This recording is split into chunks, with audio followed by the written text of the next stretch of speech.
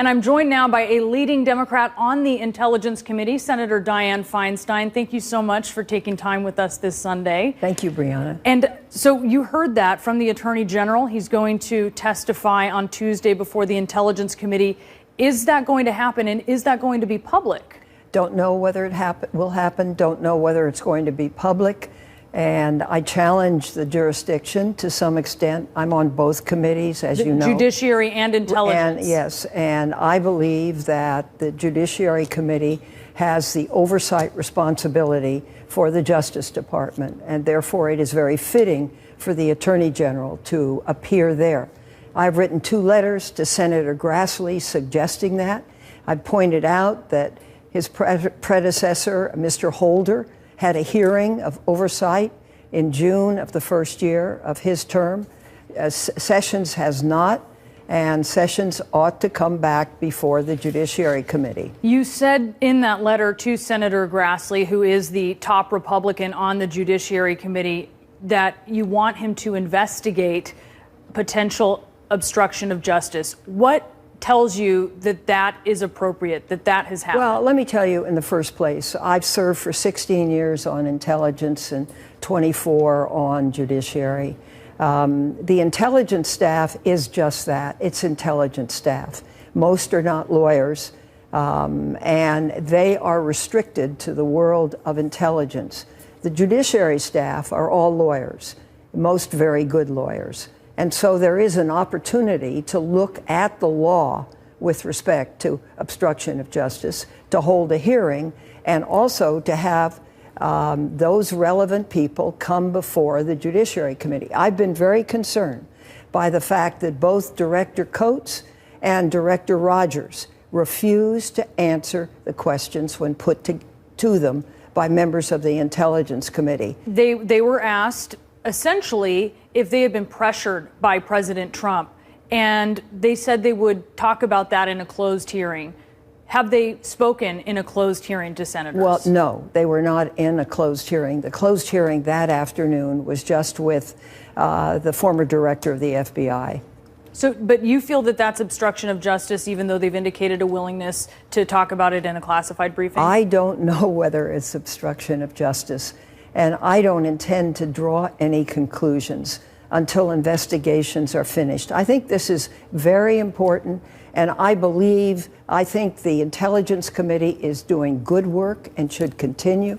I think Senator Burr and Senator Warner did a good job in the chairs at the hearing, but I also know that there's another part of this, and that part should not be given short shrift, and it has to do with the Department of Justice. What we heard from Director Comey, former Director Comey, was that he said President Trump tried to derail the FBI's investigation of Michael Flynn, pressured him to do that. He, of course, was the former national security advisor to the president who was fired. President Trump and his personal lawyer, they say this isn't true, and they've accused Comey of not telling the truth, of perjury. Here's what he said.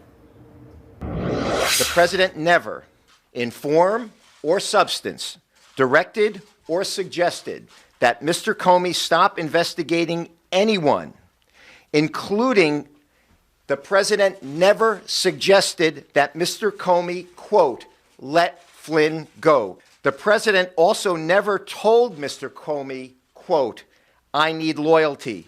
I expect loyalty, close quote. The president says he didn't say it. The FBI director says he did. Who do you believe? Well, at this point, I believe the FBI director. I know him the best. I've observed him the longest. I know he has his own band of integrity. Disagreed with him on the emails, let him know that monosyllabically. But in this kind of thing, he's not going to lie. It's just not in him to do this.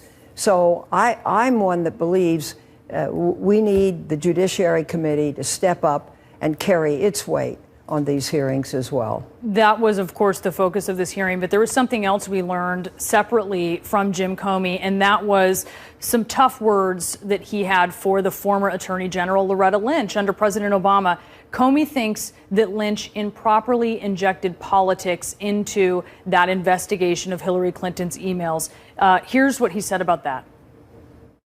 The Attorney General had directed me not to call it an investigation, but instead to call it a matter, which confused me and concerned me. But that was one of the bricks in the load that led me to conclude I have to step away from the department if we're to close this case credibly. Comey said that Lynch, the request gave him a queasy feeling. He felt clearly that Loretta Lynch was giving cover to the Clinton campaign. Was she? I can't answer that. I would have a queasy feeling too, though, to be candid with you. I think we need to know more about that. And there's only one way to know about it, and that's to have the Judiciary Committee take a look at that. So you think it's worth investigating if, in a way, this was semantic cover given to the Clinton campaign? What was clearly an investigation being described as a matter? Yeah, but this is a separate investigation we're talking about. Yes. And I don't think we should mix the two. Right now, this is the total integrity of the President of the United States. This is a very big deal, Brianna. It should be all hands on deck. And everybody should welcome a second committee getting involved, particularly on the technical, legal aspects of obstruction of justice. I have no doubt. Well, you see, there is also time, manner, and place. When this episode took place that the president's referring to, he did not say, was on February 14th. There was a scheduled counterintelligence briefing. The vice president, the attorney general, the FBI director, Jared Kushner, and others were in the room. The president asked that the room be cleared. The attorney general apparently hung back. I thought the attorney general should have said something. This man works for me. I think I should be here too, Mr. President. But the FBI director ended up alone. And that's kind of where this began. And that's where I want to talk about the Flynn case. Mm-hmm. And can't you just let it go? Now, can't you just let it go are the words that are fairly indelibly impressed on my mind. What Comey says he said and what the president says he did not. Yes. And so there were no witnesses. If there are tapes, please, and the president's equivocal on this, bring those tapes forward. House Minority Leader Nancy Pelosi, a fellow Democrat from your home state, hometown, she said Friday there's no question that President Trump, quote, abused his power, and she also questioned his fitness for office. Let's listen. I'm very worried about his fitness. The president's fitness for office is something that is being called into question. Do you agree with that? Do you worry about the president's fitness for office? I think here's the problem. Republican or Democrat, when you serve in either the House or the Senate, you are accustomed to stability in the White House. You are accustomed to the protocols that go along with it. You are very careful about what you do and what you say. All of that is out the window now. And so what we are feeling is that every day is a new crisis. And that has a destabilizing effect because we've got big issues to solve. We've got a huge opioid epidemic. We've got health care that needs to be tended to. But does it hit that level of fitness where you might say that he is unfit, as Nancy Pelosi did? Well, I wouldn't say I'm not there yet, but I understand why the leader feels the way she does. There's an unpredictability. He projects an instability. He projects a different issue every day.